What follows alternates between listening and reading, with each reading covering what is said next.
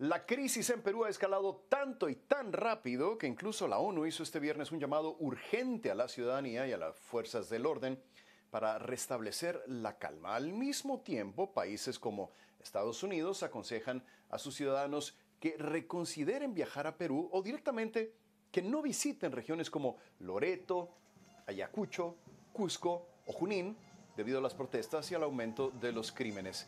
Hasta ahora se contabilizan centenares de heridos y al menos 20 fallecidos como resultado de las protestas, de acuerdo con la actualización más reciente del Ministerio de Salud.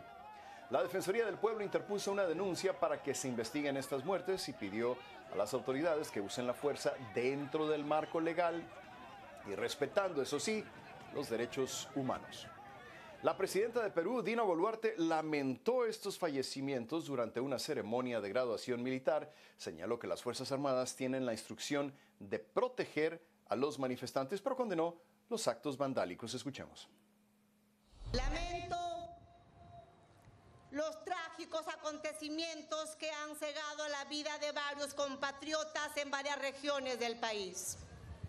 Esto tiene que parar. Este gobierno de transición que presido entiende y sigue recogiendo las demandas de los millones de peruanos y peruanas que han salido legítimamente a levantar su voz, la misma que seguimos respaldando, ratificando que la policía y las Fuerzas Armadas tienen claras instrucciones para salvaguardar la integridad y los derechos humanos de los manifestantes. Sin embargo, condeno enérgicamente los actos vandálicos que algunos radicales, usando la buena voluntad del pueblo en su derecho a movilizarse, utilizaron para atentar contra policías, militares, civiles, instituciones públicas y privadas. La situación de Boluarte es cada día más compleja. Por un lado, está perdiendo apoyo en sus propias filas y por el otro, no encontró en el legislativo el impulso necesario para su propuesta de salida a esta crisis. A Boluarte, los ministros de Educación y Cultura le duraron, imagínese usted, y esto es lo que comentábamos al principio, solamente 6 días. Patricia Correa y Yair Pérez renunciaron al considerar que ha habido una desproporcionada respuesta a las manifestaciones antigubernamentales. Correa señaló en su cuenta en Twitter que la violencia de Estado no puede ser desproporcionada y generadora de muerte. Pérez, por su parte, sostuvo que Perú necesita paz y diálogo efectivo en lugar de más violencia. Por otra parte, el Pleno del Congreso rechazó este viernes la propuesta de reforma constitucional para adelantar las elecciones generales a diciembre de 2023. Un grupo de congresistas se plantó dentro del edificio del Legislativo con pancartas para pedir a gritos, eso sí, a gritos, una constituyente y además la renuncia de Boluarte. Bueno, ahora por la cantidad de fallecidos que hay, yo creo que la señora Boluarte debiera renunciar. Yo tenía mucha esperanza en la primera mujer presidenta y yo siento mucho dolor. Y yo se lo dije, me acerqué y le dije, su responsabilidad es ser la primera mujer presidenta y esta primera mujer presidenta no estaba a la altura. Entonces vamos a ver, si renuncia, la sucesión constitucional es la que corresponde al presidente del Congreso.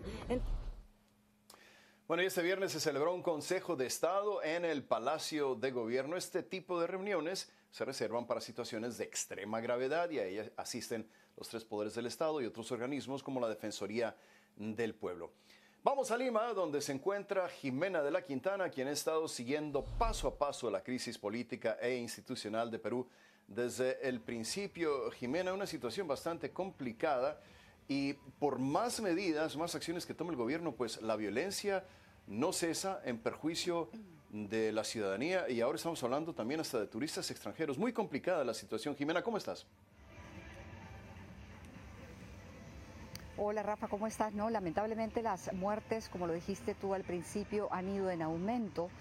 y lo dijiste tú también, en este momento acaba de terminar un Consejo de Estado. El Consejo de Estado, Rafa, es el órgano que reúne a las autoridades de los tres poderes del Estado, a las más altas autoridades de los tres poderes del Estado. Esto es el Poder Ejecutivo, representado por la presidenta Dina Boluarte, el Poder Ejecutivo, representado por la presidenta Boluarte, el Poder Legislativo, representado por José Williams, el presidente del Congreso, y el Poder Judicial, representado por su presidenta.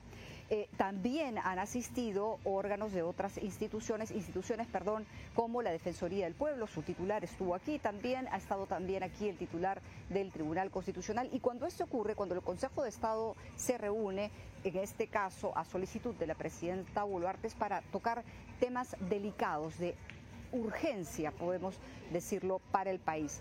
Terminó el Consejo de Estado, básicamente quienes le dieron la palabra o quienes declararon a la prensa dijeron que el apoyo a la policía, manifestaron su apoyo a la policía, a las Fuerzas Armadas, pidieron un cese de la violencia, pero también, por ejemplo, Elvia Barrios, la presidenta del Poder Judicial, pidió que obviamente se investiguen estos casos y estas muertes, que de hecho la Fiscalía ha dicho que ya abrió una investigación para determinar en qué circunstancias ocurrieron las muertes de estas personas. Pero ha sido un día muy movido, Rafa, porque primero, como lo dijiste tú también, han renunciado ya 2 ministros de la presidenta Boluarte, del gabinete, el primer gabinete de la presidenta Boluarte ha sido de Educación y de Cultura. Los ministros de ambas carteras han renunciado, ni siquiera habían cumplido una semana en el cargo, y además el Congreso ha rechazado este dictamen para adelantar elecciones. Recordemos que hay que modificar la Constitución para ir a un adelanto de elecciones, y la Constitución solamente puede ser modificada por el Congreso de la República. Quienes votaron en contra, se han partido de alguna manera los votos dentro de las mismas bancadas. Por ejemplo, la izquierda lo que dice es que no votó a favor, pese a estar de acuerdo con las nuevas o con que se convoque pronto a nuevas elecciones, porque lo que quieren es primero incluir la posibilidad de ir a una asamblea constituyente, mientras que parte de la derecha, que también votó en contra del adelanto de elecciones, lo que dice es que no quiere el adelanto de elecciones, sino que se requieren reformas a la Constitución previas, precisas, concisas, para evitar que crisis políticas como esta vuelvan a ocurrir. Lo cierto es que el pedido en las calles, el común denominador de las protestas, es que se vaya a elecciones lo antes posible. Pero pese a este reclamo, como bien te lo decía, el Congreso ha rechazado esta posibilidad por lo pronto, porque la legislatura se ha ampliado, van a haber nuevos plenos, y hay también otros dictámenes que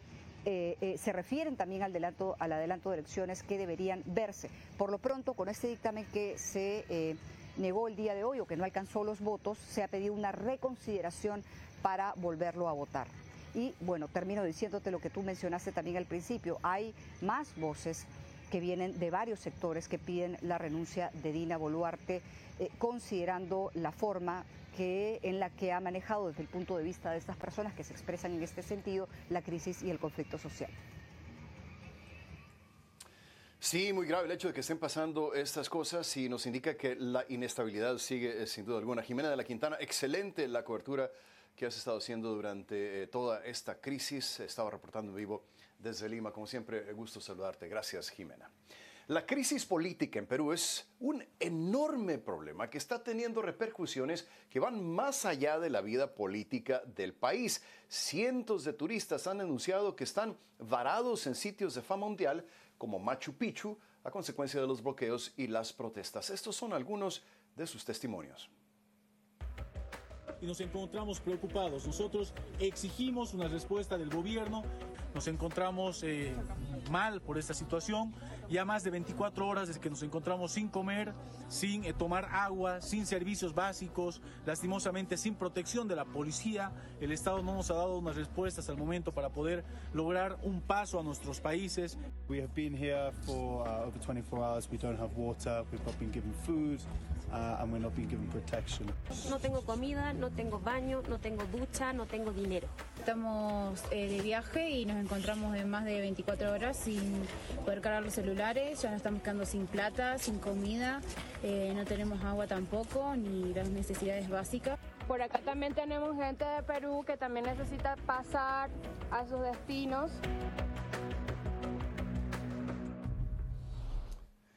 Y estos son los testimonios. Y es que fueron a Perú de vacaciones a ver una de las maravillas del mundo y se encontraron con un callejón sin salida. Unos 300 turistas se han quedado atrapados en Machu Picchu. Darwin Baca, el alcalde de la ciudad, informó que le pidió ayuda al gobierno para evacuarlos en helicóptero. La única forma de entrar y salir de la ciudad es mediante un tren cuyos servicios están suspendidos hasta nuevo aviso. El alcalde advirtió que ya sufren escasez de comida y recordó que la ciudad depende en un 100% del turismo. Hay turistas de casi todas las nacionalidades y para algunos salir de ahí es una necesidad. La estadounidense de 71 años, Catherine Martucci, se quedó sin medicamentos. Solo planeaba pasar 2 días en Machu Picchu, pero su grupo de viaje no pudo tomar el último tren antes de que se suspendiera el ferrocarril y ahora está ahí sin sus medicinas y sin saber hasta cuándo. Países como Estados Unidos aconsejan a sus ciudadanos que reconsideren viajar a Perú